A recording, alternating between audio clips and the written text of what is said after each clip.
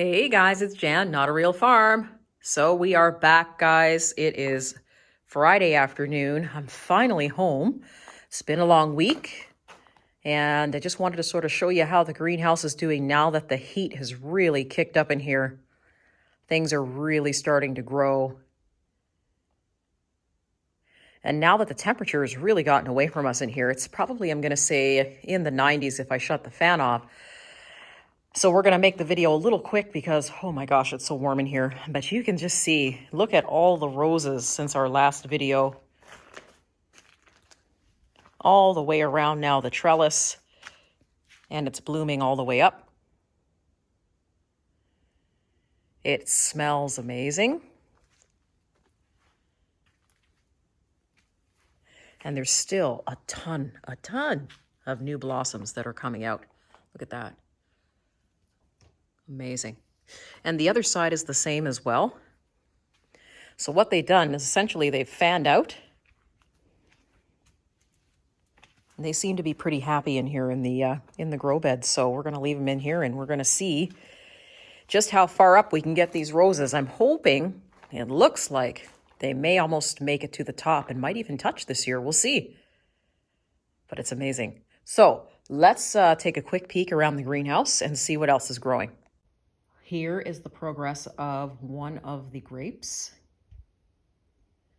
So now you can really start to see that the grape has really started to take off. I've actually had to come in and take tomato clips and now clip it to the trellis.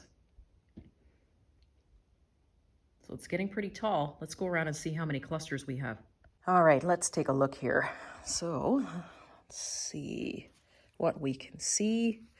Here we go. So you can tell that the clusters are now getting bigger for the grapes. There's some clusters here. And they're all around the other side too. But I thought I would just sort of let you know that it is absolutely possible to grow your own grapes. You just have to get the right kind of grape for your climate. Let's take a look. Here we go. If I was on the other side, you'd probably be able to see that better, but there's another cluster there. Maybe if I put my hand behind, there we go. Another cluster there. And we'll take a peek around the other side. All right, so you can see clusters there. You can see a cluster right there, that's starting. And there seems to be more clusters in the front of the plant than anything. So you can see all those clusters there.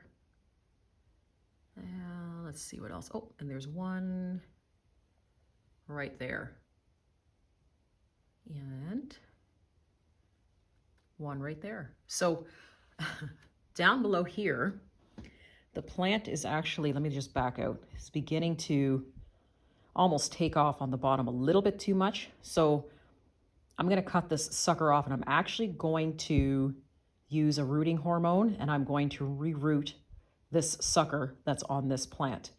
So now we'll have an additional grapevine once I can get the roots to actually activate. So we're going to leave that, but you can see it's doing amazing. And then if we back on out here, you can see my grow table, what we've got on here.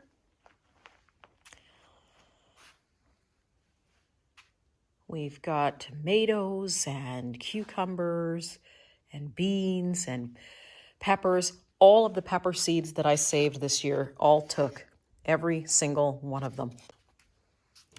And this here, we're doing a little bit of an experiment this year and some seed growing for another company. And so this here is actually another ground cherry, but it's being bred to basically grow very, very tall with a lot of berries on it. So we're going to see how that turns out this year. We're going to take it and plant it off on its own. Cucumbers, peppers, sunflowers, zucchinis and pumpkins and melons and beans. Did I say beans? Peanuts. Paste tomatoes, which I'm going to now separate and place them around in different places. And now you can see the progress of my mini tomatoes. So the little micro tomatoes have now finally sort of started to come into their own. For a little while there, I wasn't really sure if they were going to make it. The seeds are so small, but you can see I've been able to actually successfully grow them and put them in their own pots. So that is going to be amazing. Probably going to be good if you've got a patio and a nice little planter. You can make those as patio snackers. So it's pretty good. And then over here, you can see now the blackberries are all starting to pop up. There is my asparagus. So that's my heirloom asparagus. So all the flowers from the last video that I showed you, those are all done now. So now this entire plant is going to go to seed. Some more blackberries. And they just love it in this bed. Look at this one. So we'll see how the blackberries do this year. This is a zone 5 blackberry. So for me, this was just an experiment to really see if I could make it grow in here. And it seems as though they want to grow. They did give me berries, but right at the end where it was almost into the middle of November and I still hadn't gotten a berry. So they need that extra heat. So let's hope, let's see this year, now that they're older, let's see if they give us some berries. And then way over here, these are the other 2 grapevines that I have that are finally starting to bud. Now they will take a few weeks, but you can see here they've got buds coming out on them. And right here on the end. Sorry if my hand was in the way there. This one's doing the same. So the buds you can see are the lighter colored. They look almost like a lighter colored bark. So you can see that there's all kinds of buds on these ones. So what we're going to essentially do now, since we have extra of it, is we're going to take cattle panel and we're going to tack it all the way across the middle, right to the middle. And then what that's going to do is allow us to attach the grapes to the cattle panel, because keep in mind when you grow grapes, they tend to be kind of heavy. So you need something that's going to be able to hold that weight of the fruit. So that's what we're going to do. We planted a little extra Swiss chard because I love eating Swiss chard and I love sauteing it. So I threw some extra seeds in there. Let's go take a look at some of the other plants. Okay, so you can see how big the radishes have gotten. That's my catnip. My spearmint this is so good to chew on. If you've got heartburn or you've got an upset stomach, spearmint or any kind of mint that you're growing as an herb will work for your stomach troubles. And you can see here, this is my mountain mint. So mountain mint makes a really great dried tea, but take a look at this. So our radishes have finally started to come in. We're going to leave a couple of them for an extra few days, but my husband loves radishes, so I'll take this up to him. I'm sure he'll appreciate it. But beautiful, ready to eat radishes right from your own garden. Awesome. My gobo, or my burdock, if you know it by that name, has gone crazy. You can see that the leaves are almost tropical looking. And so essentially what would happen now is in the fall we would dig that out and you can eat it and steam it. And it's actually supposed to be really good for your immune system. So we're going to see how that works. And then what we're going to do is this space will be claimed for something else. The horseradish. Man, oh man. Aren't the leaves beautiful? I mean, I think I've been taping or recording for you guys about the horseradish for, let's say, a month. And look at the difference in the leaves. And then we have our fig tree. We got to give him a little bit of something to help him out a little bit of fertilizer. But other than that, he's doing fine. He's growing us a lot of new leaves here. And at the top. So it'll be amazing if it gives me figs. I'll be so happy. And let's take a look at the tomatoes. All right, so this isn't all my tomatoes. We're going to be doing a lot of planting tomorrow now that the weather's changed. But you can see now the difference in the height of the tomatoes. I gave them a little bit of fertilizer, so you can see they're super happy. They're standing up.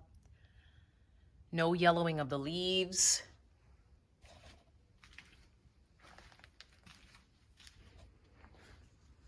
Same with these ones. This one actually got really tall all of a sudden.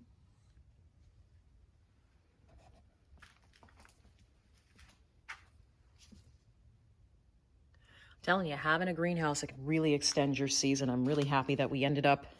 I started out with just greenhouses that looked like you could park a car underneath them. They weren't very fancy. And then we sort of upgraded, and then I grew out of those ones, and then we sort of upgraded to this one. So you start small and you work your way up.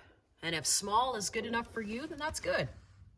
Growing some food is better than not growing any food, right, guys? And here is the spinach. So it has grown extremely fast. We could actually make a salad out of this now. We've got some green salad bowl lettuce. Have you seen the price of lettuce in the store? Yeah, I'll pass. We'll just grow our own, right, guys? You can see now that the romaine is starting to, what happens with romaine is it'll start to just bunch together slowly. And you can see now it's bringing the extra leaves and it'll wrap itself. So it's good. Look at the size of these leaves. So I suspect we'll be maybe having some hamburgers or making some salad or something this weekend after I weed, right? Okay, and as you guys know, the planting has begun in this bed, so let's get in there. Okay, so here are the peas. We've basically planted right from the corner all the way down right to the end, and we've double rowed them. So we should actually get a lot of peas this year. I'm really excited about it. Hopefully no more snow. I can tell you that the rain the other day in some spots where I live actually got hail. So we'll see what happens. But for now, they're planted out and they're doing great. And over here in this bed, I've actually put out my French lentils. So let's see how they take. And then we've got peppers. So I put out a lot of red peppers. You can see here now that they're starting to get a lot of their true leaves on.